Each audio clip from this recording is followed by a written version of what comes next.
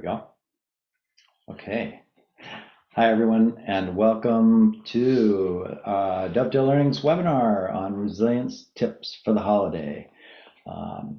Dovetail Learning is a nonprofit, and we train work called We Are Resilient. I'm not going to be going through the model of resilience that we use. However, we'll be using parts of that model as we discuss tips for the holiday. Such an important part of the year. We call it holidays, but holiday comes from the word holy days. And so there's an enormous amount of holiness in this time of year, whatever tradition you're from. And we sometimes have to hold the tension between the holiness and the holidayness of the both, and what can become a little bit craziness during the holidays. So we'll look at all of that. I am Chuck Fisher. I'm the Director of Transformational Learning here at Dovetail Learning and a key architect of this approach. I love sharing how it works and what we do with it. Dovetail Learning, the mission is to bring resilience to children and adults so that we can have a world that's a better place for all of us to be, a world of kind, connected human beings. And what we're going to do today is very discreet. We're going to look at stress, holiday stress specifically. What the heck is that?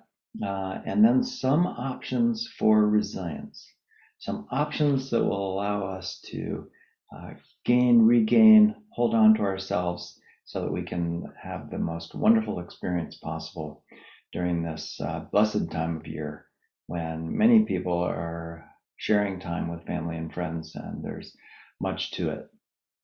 So let's begin with the basic question, holiday stress. What the heck is it? And what I'd ask you to do is use the webinar chat and just whatever comes to mind for you that is a holiday stressor for you. What is a holiday stress for any of you participating, putting in parents visiting? Yes. For me, it's kids and grandkids visiting. There's the stress of the whirlwind of everything happening. There's the stress, all the normal, usual stressors. I shouldn't say normal, but the stressors we're all facing with COVID back in another surge, people getting sick, the stuff of life, which then gets mixed with these holy days, the holidays, this time of year when we have all sorts of expectations for how we're going to be with people. And I put this slide together of some images of holiday stress, which just kind of speaks to at least one flavor of it. There's too much to do. There's a million things that have to be ready. There's Santa coming, depending on your tradition and where you live. And sometimes there's present buying. Sometimes there's the opposite of that, which is the lack of connection, the difficulties inherent in being alone over the holidays, and how do we maintain our resilience with that?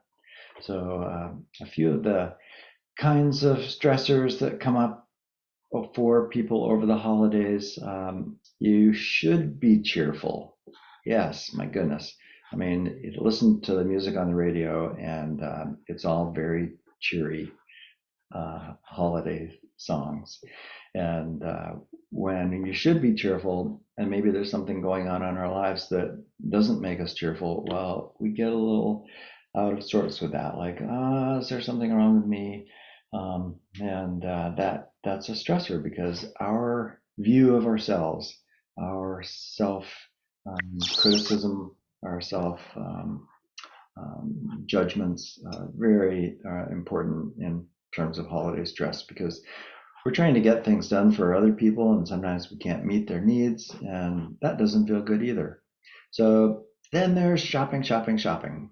Who isn't doing some kind of shopping, whether it's shopping for the meals of having people together, just general shopping. I don't know if you've been out lately, but the shopping stores, the food stores around where I live are packed. And it's like everybody's come out of the woodwork and they're getting ready for Christmas or Hanukkah or some other tradition that they're experiencing. And it's hard to even find a parking spot. So another stress is relatives. Love them or hate them. I mean, who doesn't love their relatives, and who doesn't have a relative that gets on our nerves? So here we are. The things that are closest to us and the things that are most important are sometimes the most difficult. It could be the in-laws coming over, could be friends who you haven't seen in a long time, and you get along with her, but you don't get along with him, and there's the stuff of relationship. Relationship issues rise up during times of stress, and holiday stress is one of them. The other one is expectations. Thank you for writing that in on the chat. Fulfilling holiday expectations with not enough hours in the day to do it. And unrealistic expectations. We expect ourselves to have the house completely clean. We expect to have all the decorations up. We expect to have presents bought for this person, that person, and another person. And in my house, it's children, son-in-law, daughter-in-law, grandkids, all coming this weekend for a week. So what I'm feeling is the stress of that getting ready. I'm feeling also the stress of my wife, what she's going through and her getting ready. So there's this relational stress that we're experiencing together. And then lastly, as I said, there's the holiday blues that can sneak up on us when we expect something to be a certain way and it doesn't go that way, and we get crushed because of that, or we're just down because the holidays are so up. It's normal. It's part of our protective patterns, which are something that we train in. I'm not going to go into them in detail today, but they're reactive patterns, the way that we react to whatever's happening, anything on this list or anything in your own life. And got the words here: curiosity, choice, and courage on the screen. And we're going to talk about those as we go forward. Those are our resilient mindsets. How do we use curiosity in relation to these stressful stressors? And how do we use choice? How do we choose ourselves? How do we choose to back off of our expectations or to limit what we're doing so that we can do it in a lovely, kind, sane, holy way? And then how do we use courage? The courage to be ourselves, the courage to stand up for what we know is right for us and our family and others. So let's just look at how we respond to some of these stressors. You've all seen and understand the significance of the fight, flight, freeze response. And I love this model from Grace LeConte, who includes face. So, we respond to our feelings. This is all about feelings. When we have stress, we have feelings. When we want to fight, it's because we're upset and we're angry and want to, get things right. When we want to have a flight, we just want to run away from things. Things get too crazy. We get overwhelmed. We need to leave the house. And leaving the house is actually a good thing. It can be one of the things that we anticipate in our stress process, and that we plan to leave so that we can have time to ourselves and time with special ones. Freezing, of course, is when we get overwhelmed and we shut down, whether it's dissociating or just being lack of words coming, we're at a dinner party over the holidays and we're upset and something happens and we can't think straight. And then the fourth one, responding to stress by facing it. And that's part of what we're going to do today in this webinar. Face what it is that's coming. Face it kindly, face it honestly, like how much am I expecting of myself and others? Are people going to be able to show up? Are they going to be able to show up not being ill? Because there's so much going around right now, whether it's the flu or virus or COVID, and facing the both end of the glamour, the wonder, the joy of getting together, and the difficulties that are inherent in all of that. So emotions, feelings. Here's some of the feelings that come up for all of us. They range from the narrow emotions of angry and sad to the wide open, bigger emotions of happy and calm, grateful, elated, exhilarated, astonished, and then go over to the other side where we could be concerned or anxious or just upset, sad, glum, down, sullen. This is the world of our stress reactions. And our stress reactions are normal. So normalizing how we are during the holidays is a big part of having resilience with it.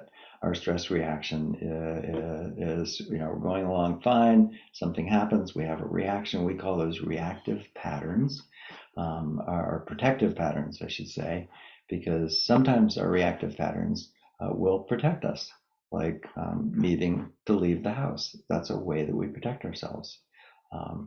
And over caretaking is another way we protect ourselves. We over caretaking. We do everything for everybody because we want to ensure it's all there, but we do it at the cost of our own well-being. And there's the stress response. We peak out, we calm down, there is depletion. And we're going to look at this stress reaction and see how we can impact it in a resilient way. So we're going to go through a series of tips for resilience. This webinar said it was 5 tips, so I've got 5 tips in here. We're going to cover them in the next 15 minutes and have fun doing it.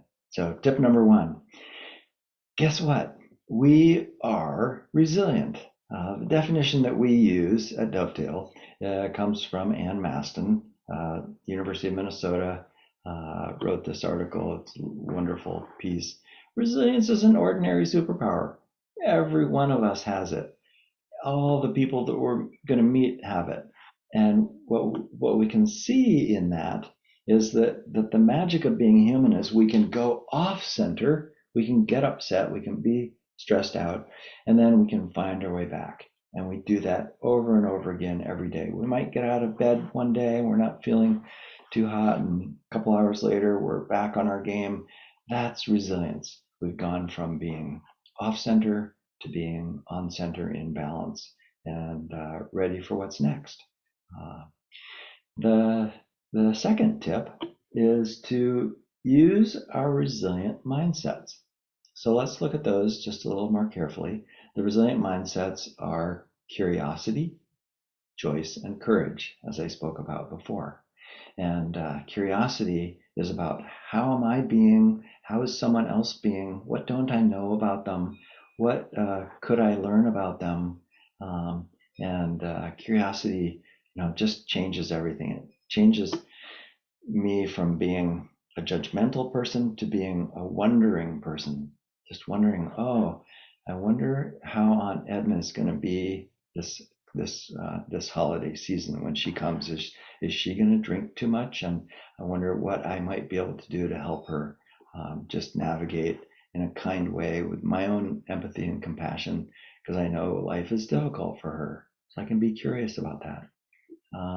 Choice. What are the empowering choices I can make? Whether it's choices to serve food that has less sugar in it, With me and my grandkids coming over, I got 4 grandkids between the ages of what are they now? 4, I guess, and 10. And load them up with sugar, and boom, through the sky they go. So that's a great choice to serve food that's good for people. Um, it's an empowering choice, and many choices we can make for ourselves as well. And then courage. Courage is comes from the root word core, which means heart. It's what is my heart telling me? What do I really need to do over these holidays that uses the wisdom of my heart so that I can maybe step back and take care of myself a little better, and be a little kinder, and not expect so much of myself, not expect so much. So when we use curiosity and we bring in choice, they impact our stress curve.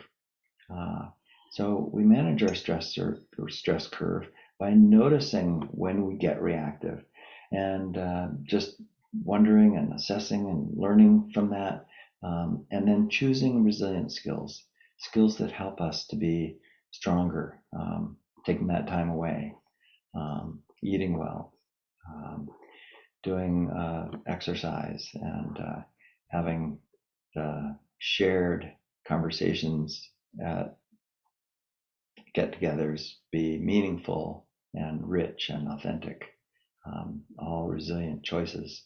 So curiosity, what would be helpful for the holiday to be less stressful? Again, anyone who wants to, please just um, put in the chat window something that you could be curious about that would help your stress lower. It might be recognizing something you don't know.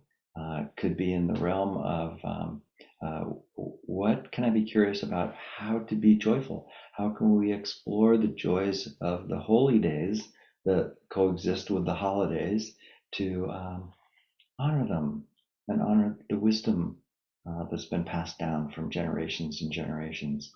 How can we use our curiosity socially, by just talking and listening and observing and withholding our judgment? Um, all parts of what it means to be resilient.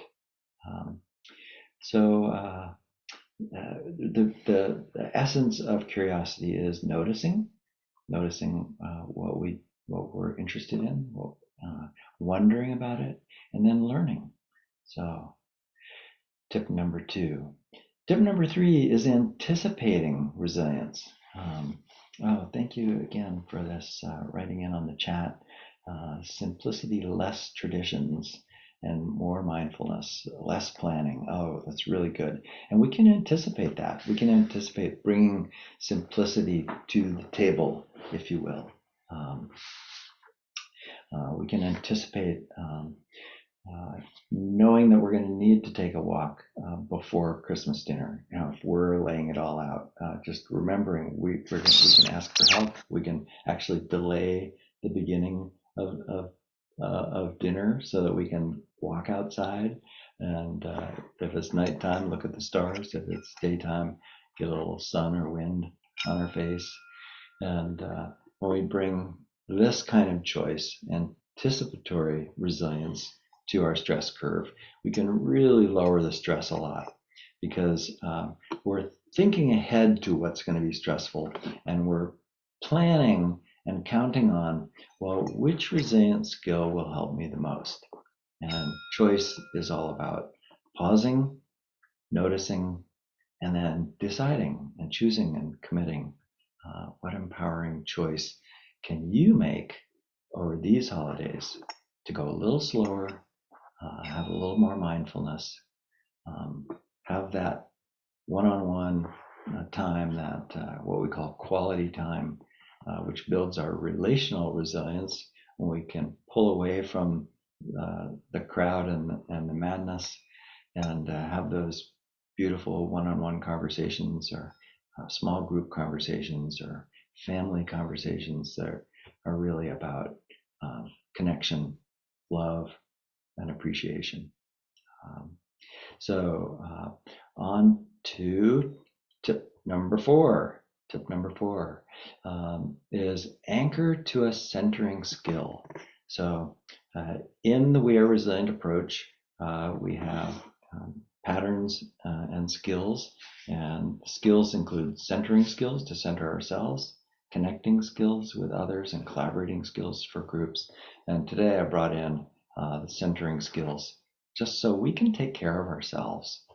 What can we do to notice ourselves better, what our own needs are,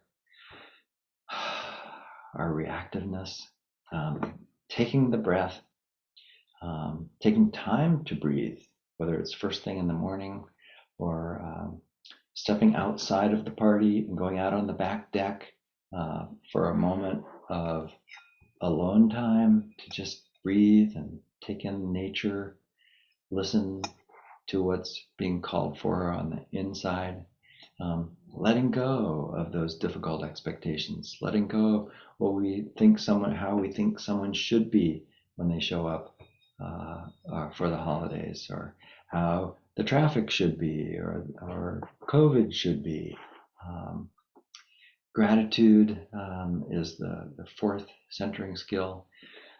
It's all about noticing and appreciating and loving and bringing the highest emotions. Gratitude on the scale of emotions is right up there with love. Stress comes from fear at the far end of the spectrum. So fear and anxiety are at one end of the spectrum, and love and gratitude at the other end. And every time we think of something that we're grateful for, or we tell someone who's come into our home, we're so grateful to see them, and our face lights up and their face lights up, and we take that direct moment to express gratitude. Everybody's richer for it. Neurologically and biologically, our heart starts humming, starts actually beating in rhythm with itself. It's called heart coherence. We can have heart coherence with someone else when we're in the room with them and we're lighting up. The next one is positive reframing, just taking whatever happens that may look like the glass is half full, like we got a flat tire on the way to visiting our relatives, and oh my God, that's the worst thing in the world. Well, it doesn't have to be. We can turn a flat tire into a moment of grace, a moment of mindfulness. We can anticipate, oh, gee, something might go wrong over this holiday. And, I'm going to be prepared for it because I'm that way, and I can do that, and I have resilience. I'd be disappointed if I got the flat tire and I was going to be late for something special. But, I'm a human being. I have resilience. I can deal with it. So we can positive frame that. And then last but not least is nurturing myself. And I put a slide up here for nurturing. This is a choice. For better health, I nurture myself. And nurturing comes in all manner of things. Exercise, mental well-being, mental health, not getting caught in the rackets, the persistent complaints that I might have that I'm starting to generate, and just realizing, well, that's just my mind. I don't need to do that. I can have great mental health over these holidays. I can nurture myself by thinking positively, by eating well, by getting some exercise and stretching, by having that relational resilience of reaching out to someone. I bet there's someone in your life who you haven't reached out to in a long time. Maybe you send them a Christmas card. That's a tradition that it lives in many people's families. But if you picked up the phone and made that call, that person that's on your mind right now, that you could just pick up the phone and make the call and say, hey, I know we haven't talked in years and years. I just wanted you to know I was thinking of you, and have a happy holiday, and see what happens. That's a choice. That's a choice. And then we'll move on to tip number 5. This is actually my favorite. It's be authentic. Be authentic. What does that mean, be authentic? Well, there's a lot of research on authenticity and the power of authenticity. And one of the people who's brought a lot of that research to the fore is Gabor Mate. Gabor Mate is a psychiatrist. He's very well known in the addictions and trauma field. And he talks about attachment versus authenticity and how every one of us has a need to be attached, to have that love and belonging and connection. But we also have a need for authenticity, to be ourselves, to be whole. And what he says is attachment trumps authenticity every time.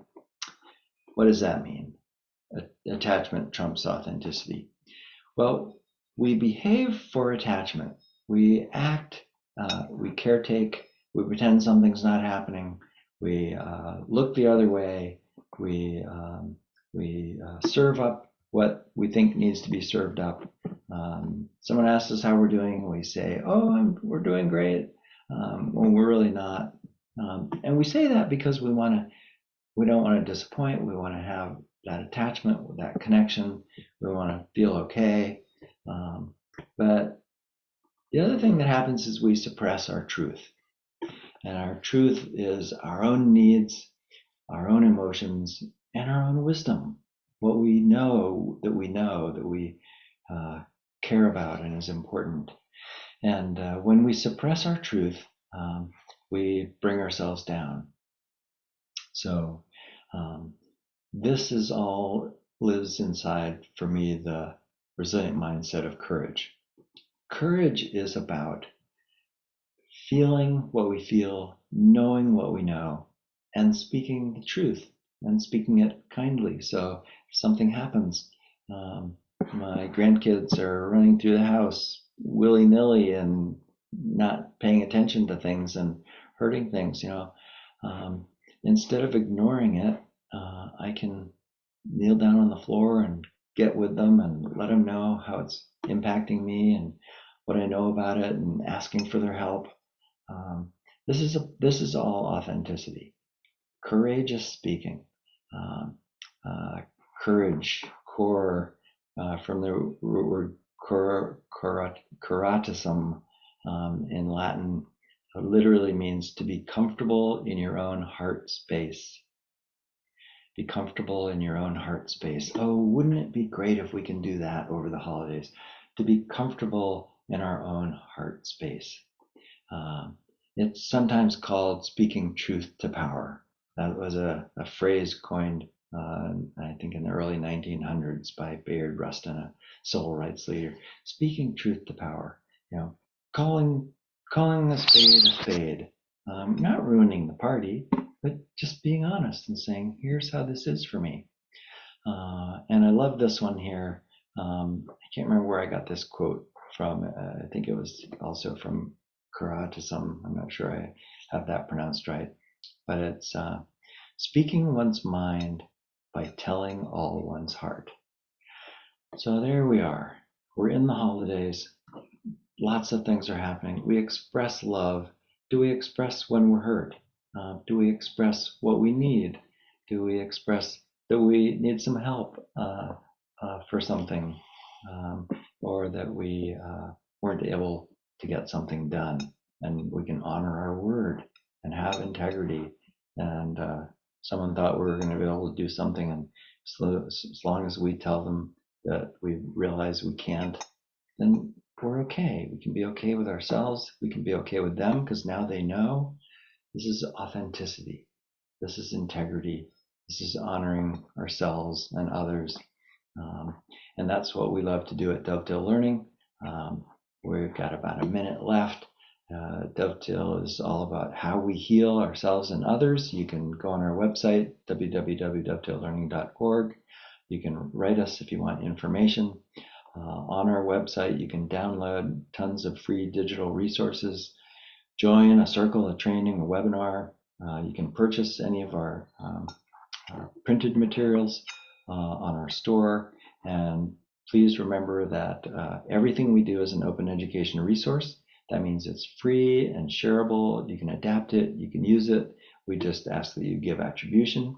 and that you collaborate and share back with us. And I wish you all a fabulous, wonderful holiday full of self-nurturing, great relationships, and care for the time and space that we all need. Thanks for being here.